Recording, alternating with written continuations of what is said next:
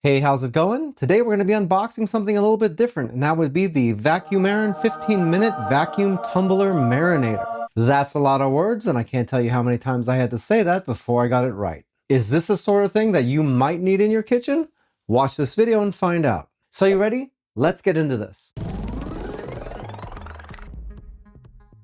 This is the VacuMarin 15-minute Vacuum Tumbler Marinator. There's the very generic title of Vacuum Marinator. There's a quick picture of the machine. And if we spin this box around, you'll see there's really nothing to see here. So we're just going to get into opening this thing up.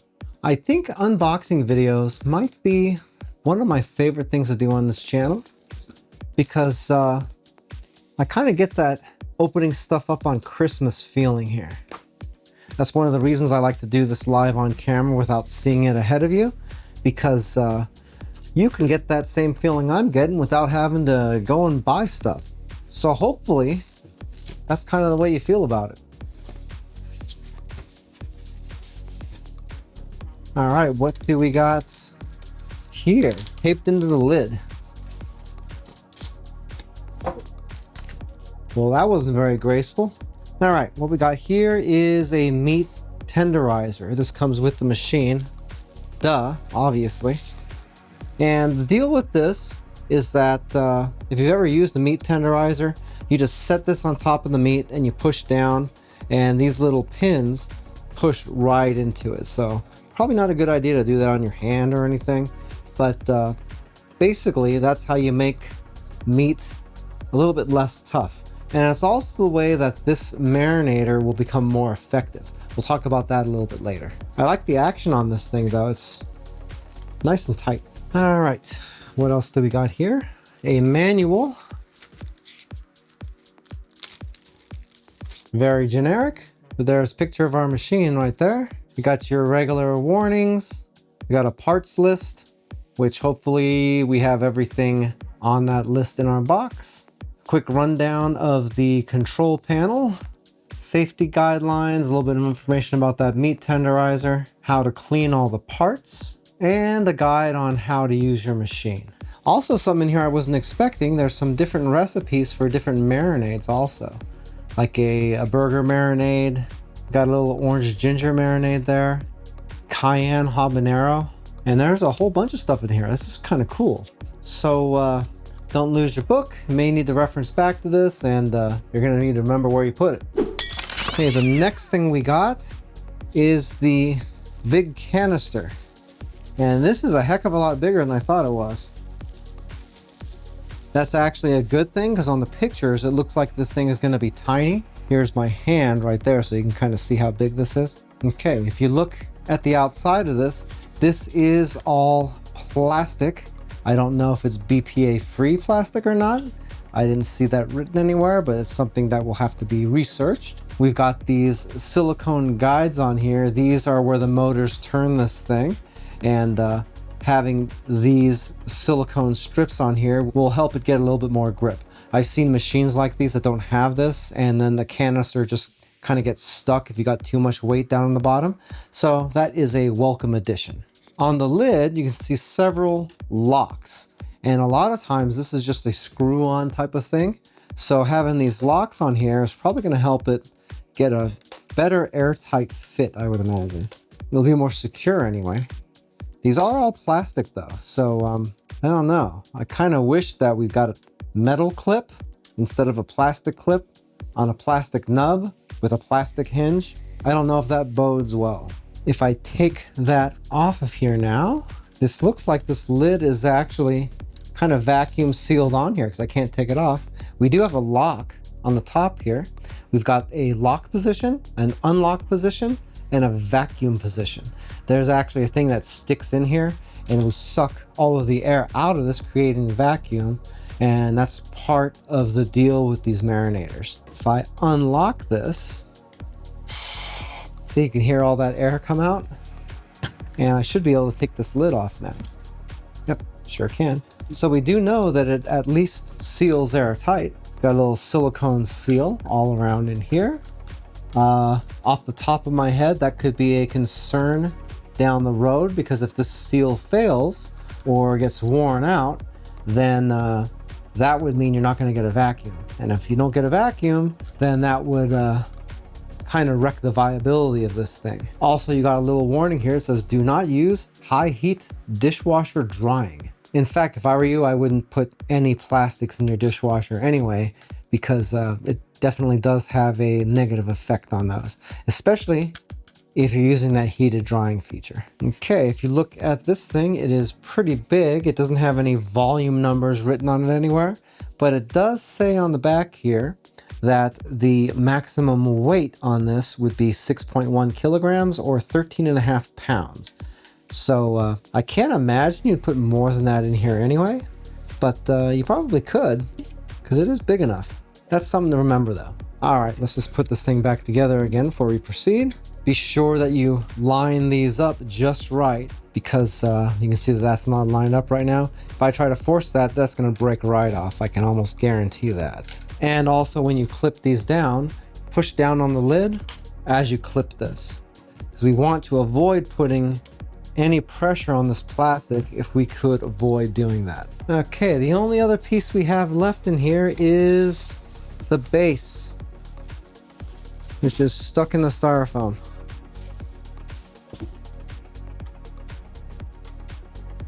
Wow, looks like something you get in the Hot Wheels set, doesn't it? And it looks like that's all we get in the box. Let's take a look at that base. Okay, here is our base. You got these wheels here on this. And if I were to put this container back on here, that is sort of how it fits. You can see the silicone bands line right up with those wheels. That's how it turns this guy around. Again, the construction on this is plastic. As you can see, got your control panel on the front that we'll go over in just a moment. Turn this thing upside down onto the bottom, and you can see it's got a little hideaway for the power cable that you can wrap in here. So I like that. This is a 120 volt machine. It doesn't have the power listed, but it doesn't really matter because all it has to do is have enough power to turn the cylinder. We're just gonna unravel this guy. Looks like about 4 feet of cable here. So that's not bad. Got a little compartment right here, and if I open that up, this is where the magic happens. This is our vacuum tube right here.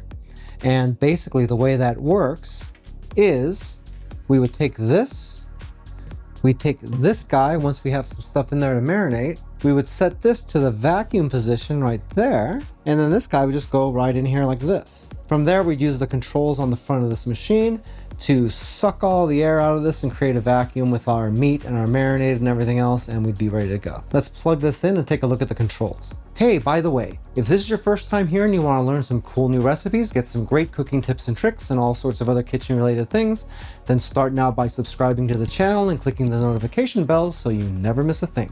Okay, if we look at the front of this, we've got some different stuff here. You've got a, looks like a turkey or something, but that's not what that is. It's probably just for poultry. That's for fish. Looks like vegetables and beef. And these aren't buttons here. They're just giving you a range of time. So that's probably just on there so you know how long to run this thing for.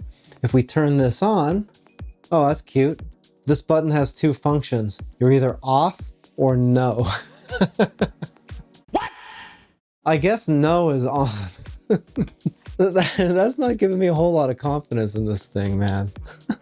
How does that get through quality control? Oh my gosh. Okay, anyway, we got 2 little blinking things here. One looks like the canister, one looks like the vacuum. I'm assuming that the function button will just let me flip between those.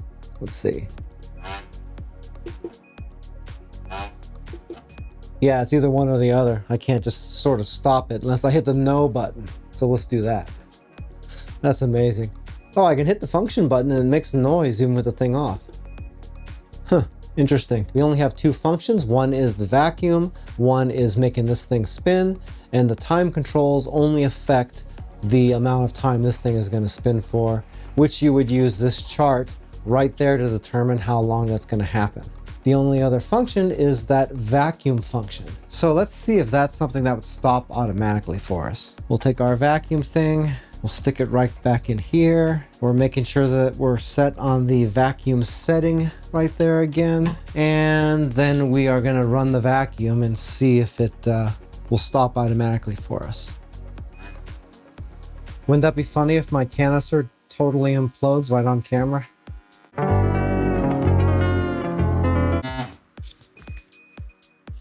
Well, thank God. Nobody's dead. Okay, so that went about 3.5 minutes or so, and that vacuum must be ready. So from here, we would just set this to the lock position, like that, and then we can pop this off. And then this gets tucked back into the machine. You know, you would think that with this, you probably got to be a little careful, because you can probably kink this line pretty easily. And if you did that, probably not going to do such a great job vacuum sealing anymore. Anyway, we set that in there, close that door. And then this guy goes on top just like that. And let's say we were marinating some beef jerky in here. We would flip this over to the timer. We'd see that this is 10 to 15 minutes for beef. So I would just leave that at 15 minutes and let it run. From here, you would just wait until that timer reaches 0. This thing would stop, and you would be able to start using your meat instead of spending several hours or a day marinating. All right, so I'm gonna stop this guy. First, we're gonna check this and see if we actually did get vacuum in here. So if I turn this back to the unlock position, I should get a whole bunch of air coming out.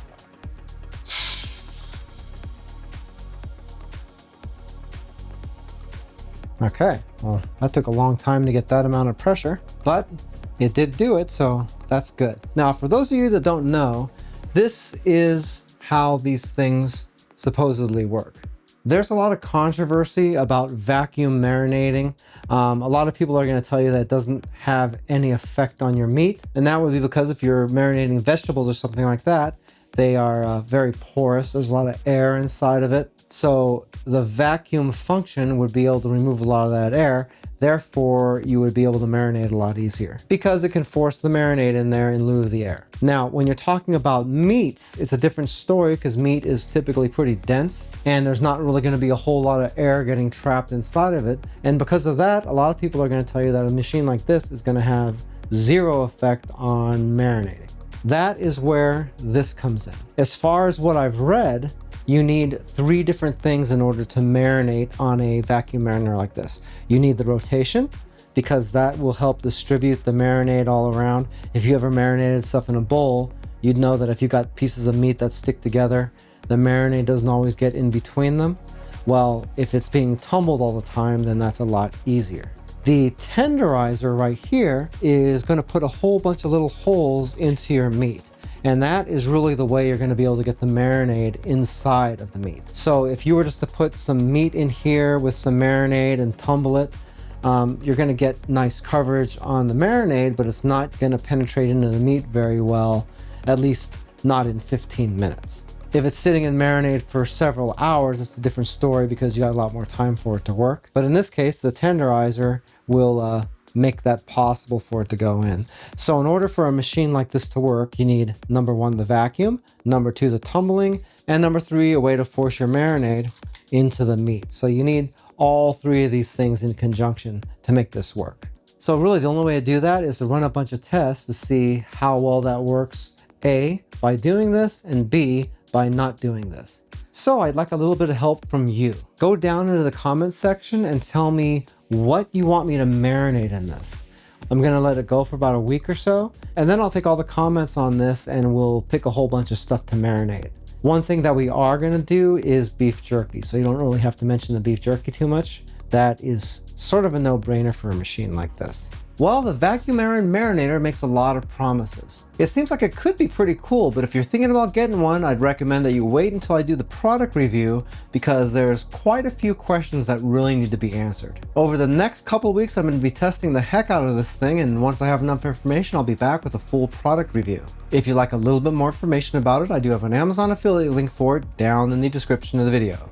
If you buy anything through those links, I do make a small commission, but it doesn't change the price that you pay 1 cent. Hey, Joe's Phenomenal now has channel memberships. For most people, you can see a join button down below the video window that you can click and see what type of perks I'm offering.